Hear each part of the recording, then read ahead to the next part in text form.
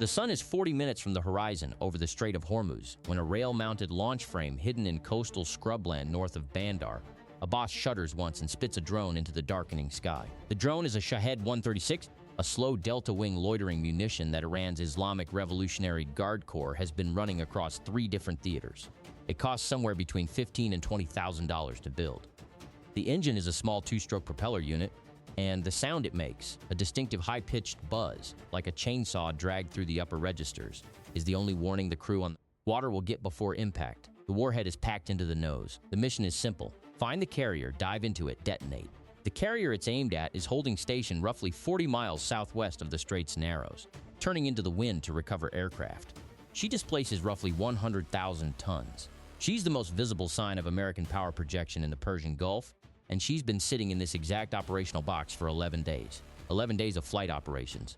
Aircraft cycling on and off the deck in predictable rhythms, radar emissions, and radio traffic that any listening post along the northern coast can observe and time and record. The IRC has been watching. The 11 days are not a coincidence. They are a data collection period.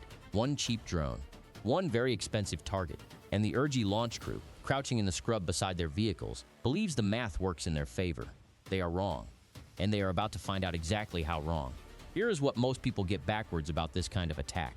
The Shahed-136 is not really a weapon, not in the traditional sense. It is a diagnostic tool. It is fired to learn, to see who responds how fast, from what direction, using what system. The warhead is almost secondary. What the IRG wants is the data.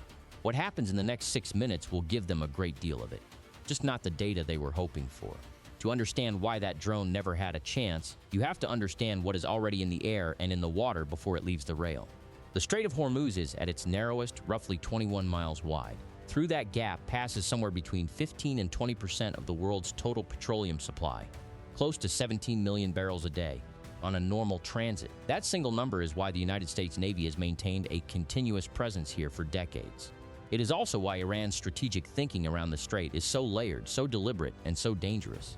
Close Hormuz and you do not just hurt America. You fracture the global economy. You destabilize every Asian ally Washington is trying to hold together. The strait is a lever that moves the entire world.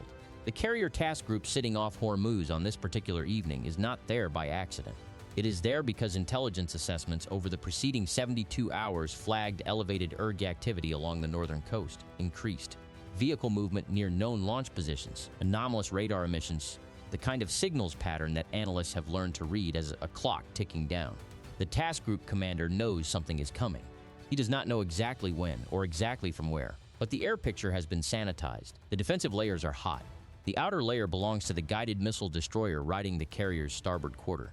She is an Arleigh Burke class, flight IIA configuration, and her AN/SPY-1D radar has been painting the northern coastline since 400 that morning. Her Combat Information Center has a track on the Shahed-136 before it reaches 200 feet of altitude. The contact is logged, classified, and handed to the fire control solution in under 8 seconds. Above the task group, invisible against the darkening sky, an MQ-9 Reaper has been orbiting at altitude for the past 4 hours. The Reaper is not armed for this mission. It does not need to be. Its job tonight is eyes and coordinates, persistent, unblinking surveillance of the coastline from a vantage point the IRG launch crew cannot see and cannot reach. The Reaper's sensor suite has had the launch site under observation for 90 minutes. It watched the trucks arrive. It watched the rail go up. It watched the crew run the pre-launch checks. By the time the Shahed-136 lifts off, the MQ-9 already has a targeting solution on the rail, the vehicles, and the crew's likely egress route locked into its data feed and transmitted back to the task group. One more layer. Sitting alert on the carrier's flight deck, chained down and fueled, a pair of FCA-18 Super Hornets from the embarked strike fighter squadron have been on 15-minute readiness since 1600. The ordnance on the nearest jet includes 2 GBU-31 Joint Direct Attack munitions, GPS-guided, 2,000 pounds each, and a pair of AIM-120 AMRAAMs for self-defense. The pilot has been briefed on the threat axis. She knows where to go if the order comes. This is the machine the Shahed-136 flew into. While the Shahed-136 climbs through 500 feet and turns southwest on its programmed bearing, the task group's defensive picture is already moving in ways the IRG crew cannot observe. Down in the Arleigh Burke's Combat Information Center, the track that appeared 8 seconds after launch has been run against a threat library containing the speed profile, radar cross-section, and flight characteristics of every known adversary UAS operating in this theater. The match to Shahed-136 comes back with high confidence. The watch officer acknowledges the track classification, notes the bearing to the carrier, and authorizes the fire control solution to begin building the intercept geometry. At the same time, the carrier's own defensive systems are coming online. The ship's air boss, watching the threat feed on the tactical display in the island, makes a brief call on the internal circuit. Flight deck operations are suspended. The aircraft in the recovery pattern are waved off and directed to hold at altitude. The deck crew, who moments ago were preparing to receive the first jet in the recovery sequence, are now moving to clear the landing area and take cover behind the island's blast deflectors. On a carrier deck in the dark, with jet noise and wind and the constant motion of a ship turning into the sea, passing that order and having every person execute it correctly is itself a practiced evolution. They have drilled it hundreds of times. It takes 40 seconds. The SM-6 battery aboard the destroyer is already allocated. The fire control illuminator is tracking. The intercept solution is converging. Now here is the part that does not get enough attention. The intercept almost did not happen cleanly. The Shahed-136 was not flying alone. The Irgi launch sequence included a deliberate feint. Two smaller commercial-grade quadcopters, launched from a second position 3 miles east along the coast, timed to lift off 90 seconds before the Shahed. The intention was to force the Arleigh Burke's Combat Information Center to split its attention, to create a moment of classification uncertainty, to make the CIC crew ask whether the quadcopters were the threat and the Shahed was the decoy, or vice versa. For approximately 40 seconds, the CIC had 3 separate air contacts inbound from the northern coast on diverging bearings. Put yourself in that Combat Information Center for a moment. Red lighting, screens crowded with symbology, a contact classification decision that needs to be made in seconds and cannot be taken back once the interceptor is in the air. The quadcopters are slow and small. The Shahed is faster, lower, and its radar cross-section is ambiguous enough that early classification was not instantaneous. The petty officer running the track file flagged it as a probable Shahed at second pass analysis based on speed profile and heading geometry. Probable, not confirmed. The watch officer called the intercept anyway. That call took courage. If the classification was wrong, if the contact was something else, the political consequences would be significant. But the watch officer looked at the track, looked at the bearing to the carrier, looked at the closure rate, and made the call. The SM-6 left the Arleigh Burke's vertical launch system at what the crew would later describe as routine. There is nothing routine about an SM-6 in flight. It is traveling at roughly Mach 3.5, guided by the destroyer's illuminator until it hands off to its own active seeker in the terminal phase. The Shahed-136 has no countermeasures. It cannot maneuver meaningfully. It cannot jam the seeker. It is a propeller-driven delta wing flying in a straight line toward a ship, and the SM-6 is designed to solve exactly this problem. The intercept happens at a range of approximately 11 nautical miles from the carrier. The airburst is visible from the carrier's flight deck, a sharp orange flash in the darkening eastern sky, followed 2 seconds later by the crack of the warhead detonating. Then the debris arc, a brief shower of flaming fragments falling toward the water. The buzz of the Shahed's engine stops. Elapsed time from launch detection to intercept, 4 minutes, 22 seconds. The threat is gone, but the MQ-9 Reaper is still watching the launch site, and the FC-18 pilot is already climbing into her jet. Before we get to what happens next at the launch site, understand what is happening simultaneously at the intelligence level. Because the intercept is not just a defensive event, it is a data harvest. Every second of that Shahed-136's flight was recorded. The radar track is time-stamped and archived. The acoustic signature from the MQ-9 sensors, the distinctive 2-stroke buzz, has been matched against a library of previous Shahed flights to determine whether this particular airframe had any modifications to the engine or propulsion system. The flight path geometry, the altitude profile, the program terminal approach angle, all of it is being pulled apart by analysts who will, within 24 hours, produce an assessment of whether the Irgi changed its programming since the last observed launch.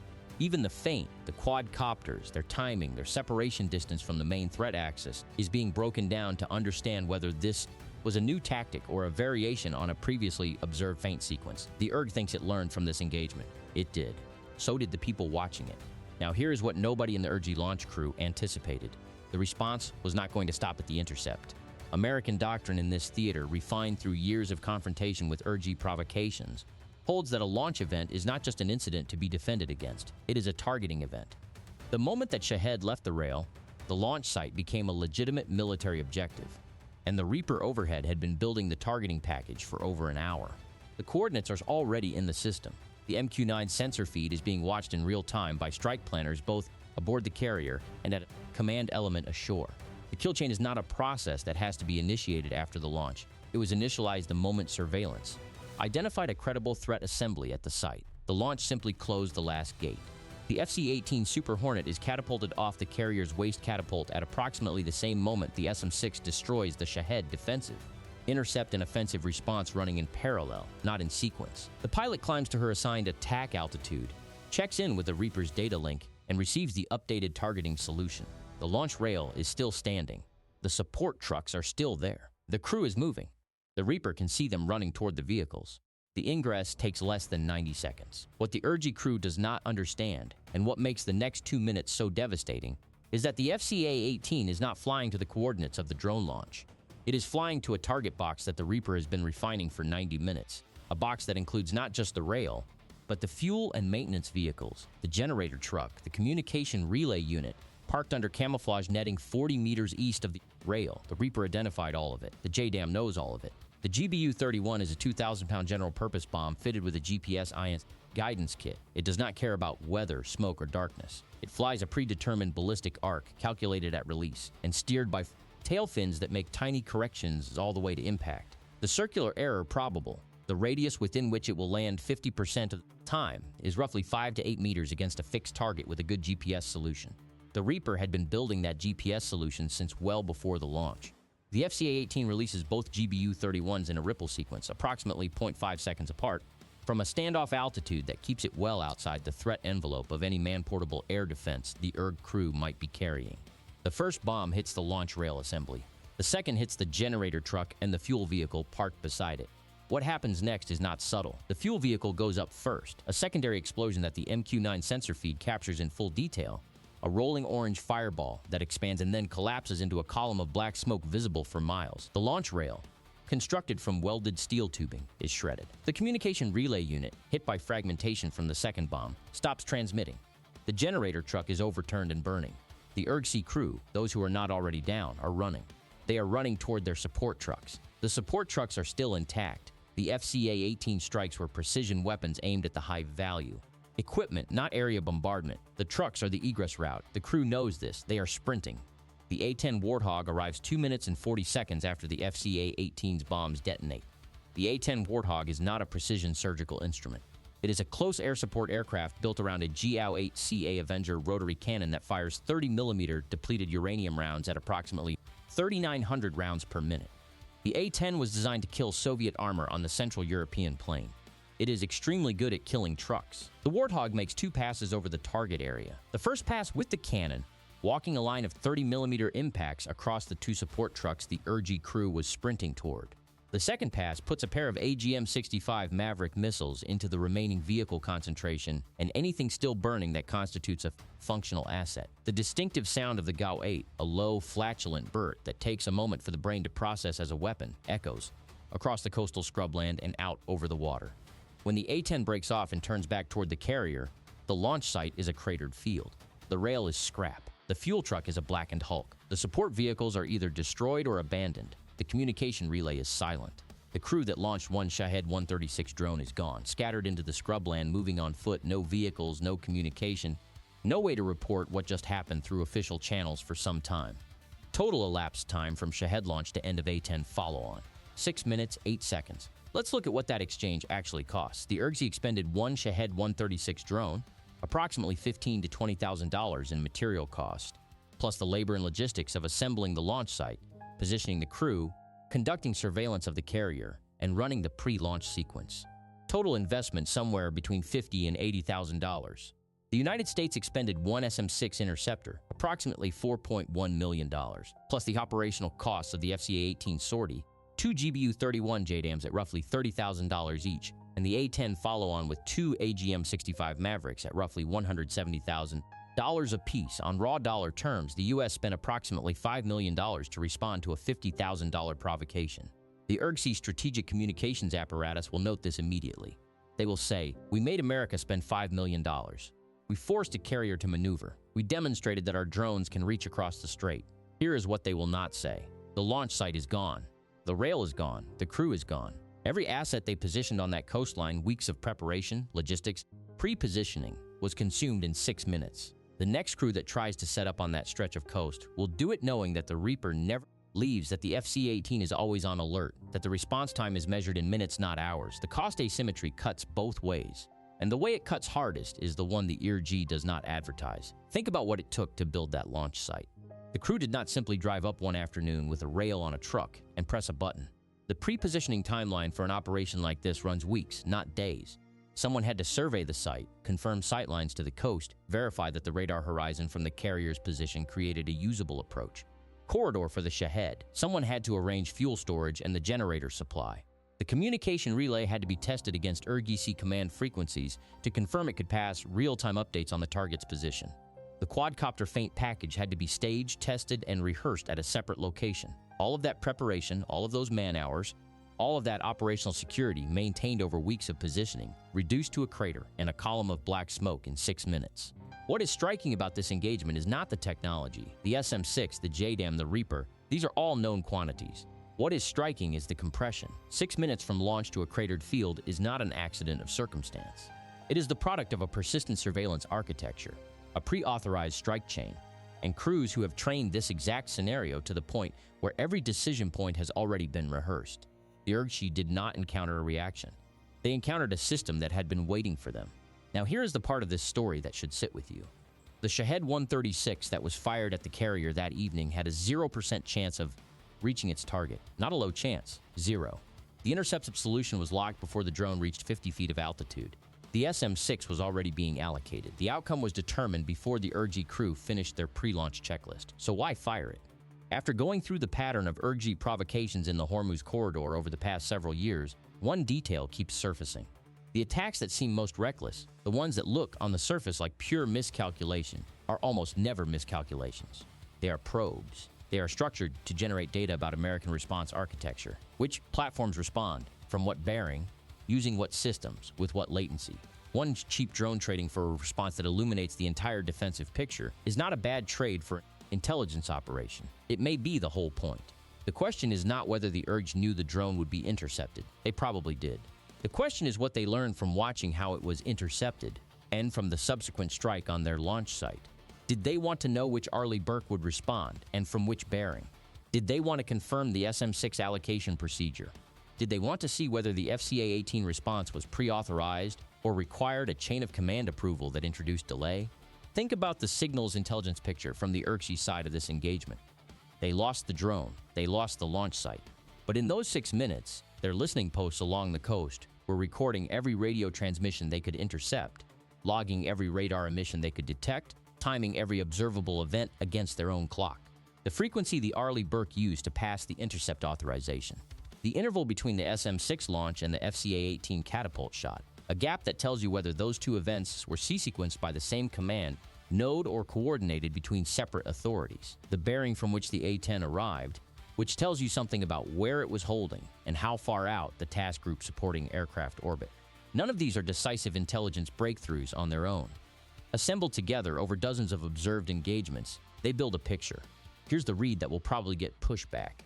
The strike on the launch site may have given Iran exactly what it needed, not the intelligence on the defensive intercept that was expected, but the confirmation that the U.S. response chain is pre-authorized, fast, and does not require political approval for a follow-on strike against an active launch site that is operationally significant. It tells Iranian planners that the window between first launch and total site destruction is less than 10 minutes, which means future operations need to be either faster, launch and disperse before the FC-18 arrives, or distributed across enough simultaneous launch points to saturate the response. The cratered field in the scrubland north of Bandar Abbas is a data point. The IRGC is taking notes. What do you think? Was this drone strike a genuine attempt to hit the carrier, or was the launch site always expendable? Drop your read in the comments. The Strait of Hormuz is 21 miles wide. Through it flows a fifth of the world's oil, a third of the world's liquefied natural gas, and the bulk of the energy that powers Japan, South Korea, and most of the Eastern Asian manufacturing base. It is the most consequential choke point on Earth, and both sides of it are heavily armed. The United States Navy has been transiting this strait since before the IRGC existed as an organization. The carrier task groups, the Arleigh Burke destroyers, the submarine presence that is never publicly acknowledged, these are not there to start a war. They are there to make the cost of starting a war prohibitive. What happened in those 6 minutes on this particular evening is not an escalation. It is a calibration. It is the American response architecture demonstrating, with precision, exactly what it can do and exactly how fast it can do it. The lesson is not subtle. If you launch from the coastline belongs to us inside of 6 minutes. But the official response does not fully account for something.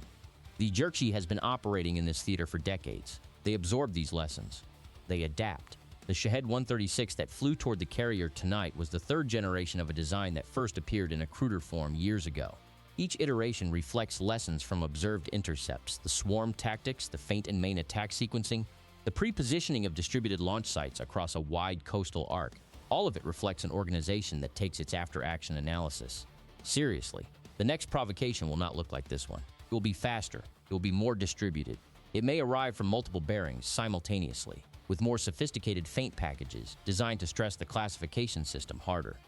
The SM-6 handled one Shahed tonight. What happens when there are 12? What happens when the feint package includes something that is not a quadcopter, but a near-peer maneuvering missile that forces the fire control system to choose between the primary threat and a serious secondary? These are the questions that keep the watch officers in that Arleigh Burke's Combat Information Center awake between exercises. One detail that stuck with me going through the after-action pattern on these engagements. The gap is not in the hardware. The SM-6 is lethal. The Reaper is persistent. The FCA-18 is fast. The gap, if there is one, is in magazine depth. Each Arleigh Burke carries a finite number of SM-6 rounds in her vertical launch cells. A sustained, multi-wave Shahed campaign does not need to put a drone through the carrier's defenses. It needs to empty the destroyer's magazine. And at $4 million an interceptor versus $20,000 a drone, the arithmetic of attrition is not entirely comfortable. The magazine depth problem is not theoretical. In the Red Sea corridor, in engagements that drew far less strategic attention than Hormuz, confrontation would. Arleigh Burke destroyers expended significant fractions of their SM-2 and SM-6 loadouts defending commercial shipping against Houthi drone and missile campaigns. Replenishment at sea for vertical launch cells is not a capability the Navy currently has. A destroyer that empties her VLS cells has to return to a port with a reload facility, a transit that takes days, not hours. During those days, the task group's outer defensive layer is thinner. The Urge understands this arithmetic. Their Shahed production lines understand it too. Comment yes if you think the Navy's current intercept capacity is enough to handle a full saturation attack, or no if you think the magazine depth problem is the real vulnerability. We read everyone. Here is where this ends tonight. A Shahed-136 lifted off from a scrubland launch rail north of Bandar Abbas and turned southwest toward the most powerful warship in the Persian Gulf. The crew that fired it probably believed, or at least hoped, that they were making a statement. They were. The statement came back at them at Mach 3. 5, followed by two 2,000-pound bombs and a pass from an A-10 Warthog that left nothing standing in a 300-meter radius. 6 minutes. One interceptor, one strike sortie, one follow-on pass. The launch site is a crater. The carrier is still turning into the wind. The Strait of Hormuz is 21 miles of water between two very different visions of who controls this part of the world. One side has an SM-6. The other side has a lot of cheap drones and a very long coastline. Cross the line near the carrier, and the math turns brutal fast. Every crew standing next to a launch rail in that scrubland knows it now. The question is whether knowing it is enough to stop the next one, or whether the next launch is already being planned around what tonight's data revealed. If you want to understand how the Navy's magazine depth problem shapes the entire strategic picture in the Gulf, that story is next. Don't miss it.